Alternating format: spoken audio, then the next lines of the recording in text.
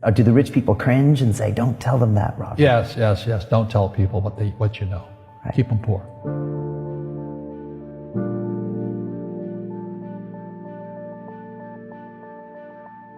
The moment I pay you, you think like an employee. The moment you accept a paycheck, your brain goes dead. That's the trap. Entrepreneurs work for free. As long as you're hungry, you'll think. The school system was designed to teach you to be an employee or a doctor or a lawyer, a specialist, but never about money. The poor will always be amongst us because it starts up here. It's in their words, and the words become flesh. But when they say, I can't afford it or I can't do that, they go down. They become what they say. And I meet so many people, I can't afford it. You think I'm made of money? My PhD daddy says, what do you think I am, made of money? I can't afford that. And my rich dad would say, that's why he's poor. Poor people say, I can't afford it, I can't do that, I don't have time. Because it's an escape. It's an escape, you know what I mean? It's easy to say, I can't afford it. Oh, I'm too tired. Oh, I can't go to the gym. When you could go to the gym. No, I can't. Truth is, I'm just too lazy to go to the gym. And your rich dad used to say what instead of, I can't afford it? How can I afford it? How can I do that? A question opens the mind, a statement closes the mind. See, when you say, I can't afford it, your mind shuts down, and you become what you say. People right now who are sitting at home, who are struggling financially or worried about money or unhappy, they may be making a lot of money, but unhappy with what they're doing. It was probably taught to you. Your superego was taught, get a job, work hard, or you'll never be rich, or the rich are evil, or whatever. Poverty is passed on. It's taught in your families. And middle class is taught in families. And until you change your mindset, Correct. Money won't help you, right? Correct. And we see that with people that win the lottery, people that make more money, they still have the same problem. Right. Because they have that poor man's soul. Right. If you're poor, you'll always be poor. That's really hard for people to understand. Yeah, the money will disappear that fast. Just like most pro athletes, they make millions of dollars, and 65% are bankrupt 5 years later. It's because they come from poor families. But unfortunately, what Mr. Lipton was saying, it's passed down genetically. That's the frightening thing.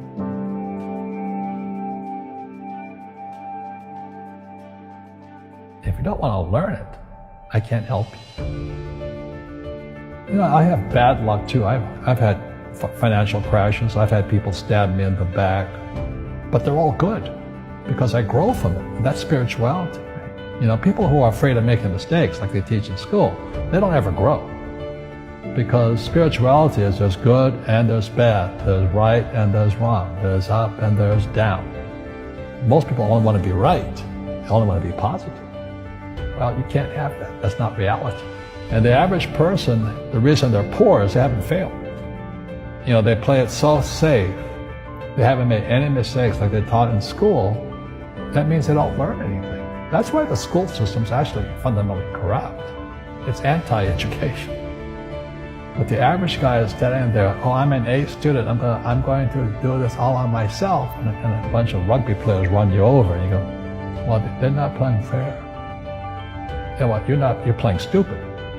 You should have a team. You should have accountants, attorneys, and bankers and all that stuff. But that's not the game I want to play. I said, then don't play the game. The game of business is played with accountants, attorneys, bankers, hate to say it, politicians. You got to know the game. People say, well, money is not that important to me. Then if money is not that important to you, money is not important to you. You know what I mean? I don't care about money. The money doesn't care about you. The word does become flesh. Or I'll never be rich. Or the favorite one is the rich are greedy. It's the poor that are greedy. If you think about it, because to be rich, you have to give something. I have to produce books and games, and I purchase real estate, I provide housing, provide jobs and all that. That's why I'm rich. But greedy people produce nothing. Einstein said, imagination is more important than knowledge, but knowledge empowers imagination. And what most people lack is real business knowledge, like accounting, like debt, like taxes. You gotta know that stuff, but they don't teach it in school to anybody. Our school systems are making our students weaker. So in school, they have these things called now trigger effects. So you can't, as a teacher, you can't say anything that might upset the student. They don't want anything that might jar their point of view. You see people say, well, why don't you give the poor money? So the only problem with that is it just creates more poor people. Give a man a fish, he fishes for the day, or eats for the day. Yeah, you give a man a fish, you get a lot of people who want more fish, But you teach them to fish. We become creatures of our own habits. And until we break the habit, we don't change. Our schools don't teach that. Our schools teach almost the exact opposite of that. So what I say to young people is, you find your game.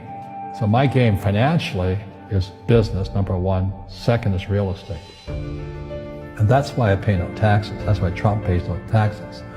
Legally, it is a combination of business and real estate that gives us an unfair advantage over employees because they don't know what to do. And a lot of people would rather sit in the stands than be in the game. One of the greatest ways to acquire great wealth is playing Monopoly in real life. 4 greenhouses, 1 red hotel. But is that all there is? That's it.